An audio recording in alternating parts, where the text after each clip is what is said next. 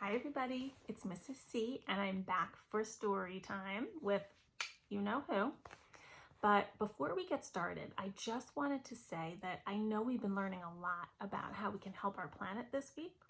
So I'm going to read you a story about a young girl, she's the character in our book, who finds lots of different things that she can reuse and make into different stuff. So you ready to see what book it is? Okay. Here it comes. Rosie, Revere, Engineer, right? We've read this in class before. So here we go. This is the story of Rosie Revere, who dreamed of becoming a great engineer. In Lila Greer's classroom at Blue River Creek, young Rosie sat shyly, not daring to speak. There she is. But when no one saw her, she peeked in the trash for treasures to add to her engineer's stash. And late at night, Rosie rolled up her sleeves and built in her hideaway under the eaves.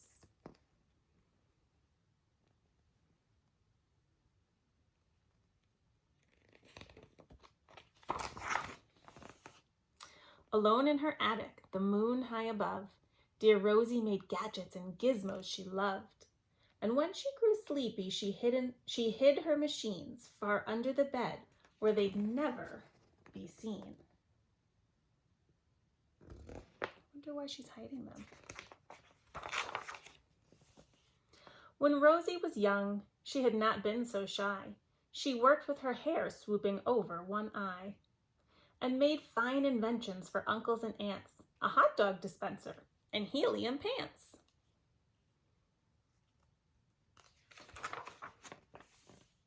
The uncle she loved most was zookeeper Fred. She made him a hat to keep snakes off his head. From parts of a fan and some cheddar cheese spray, which everyone knows keeps pythons away.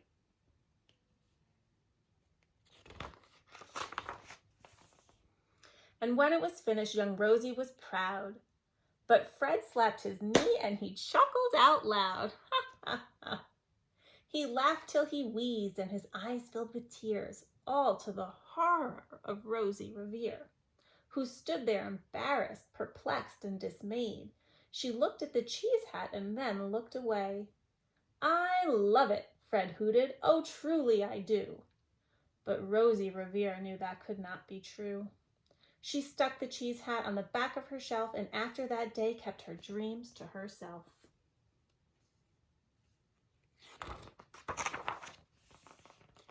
And that's how it went until one autumn day, her oldest relation showed up for a stay.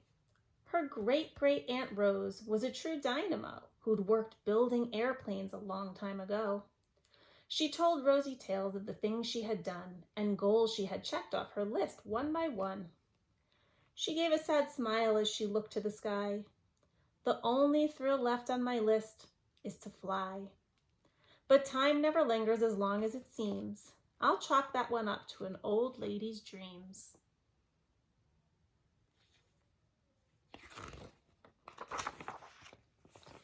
That night, as Rosie lay wide-eyed in bed, a daring idea crept into her head. Could she build a gizmo to help her aunt fly? She looked at the cheese hat and said, "No, not I." But questions are tricky, and some hold on tight, and this one kept Rosie awake through the night. So when dawn approached and red streaks lit the sky, young Rosie knew just how to make her aunt fly.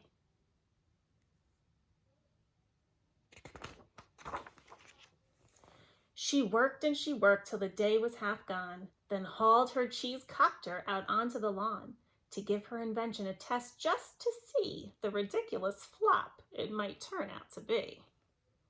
She's not sure if it's going to work yet.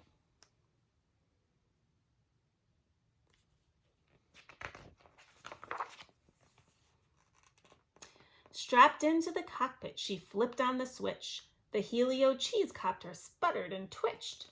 It floated a moment and whirled round and round, then froze for a heartbeat and crashed to the ground.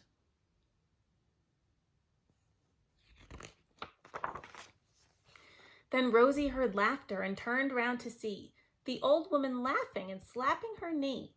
She laughed till she wheezed and her eyes filled with tears, all to the horror of Rosie Revere, who thought, "Oh no, never, not ever again will I try to build something to sputter or spin, or build with a lever, a switch, or a gear, and never will I be a great engineer." Poor Rosie is not feeling so great right now.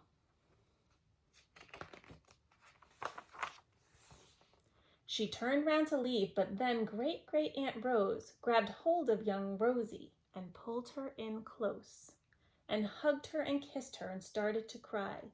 "You did it! Hooray! It's the perfect first try. This great flap is over. It's time for the next." Young Rosie was baffled, embarrassed, perplexed. She was so confused. "I failed," said dear Rosie. "It's just made of trash.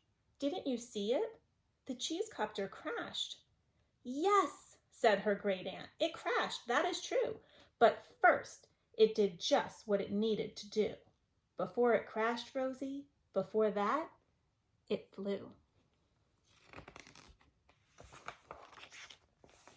"Your brilliant first flap was a raging success. Come on, let's get busy and on to the next."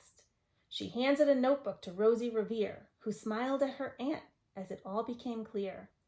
Life might have its failures, but this was not it. The only true failure can come if you quit. They worked till the sun sneaked away to its bed. Aunt Rose tied her headscarf around Rosie's head and sent her to sleep with a smile ear to ear, to dream the bold dreams of a great engineer.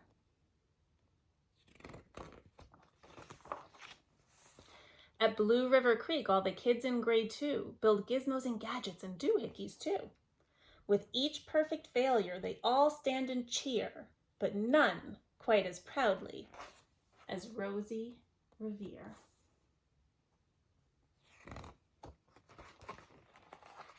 The end. See? Things don't always work on our first try, right? But the most important thing is to keep trying again and again, right? Some things take a lot of practice. All right, I hope you guys enjoyed this story. I hope that maybe you guys could find some things in your recycling that you could turn into something else, right? Maybe you could reuse it. I wonder what it'll be. Okay, bye.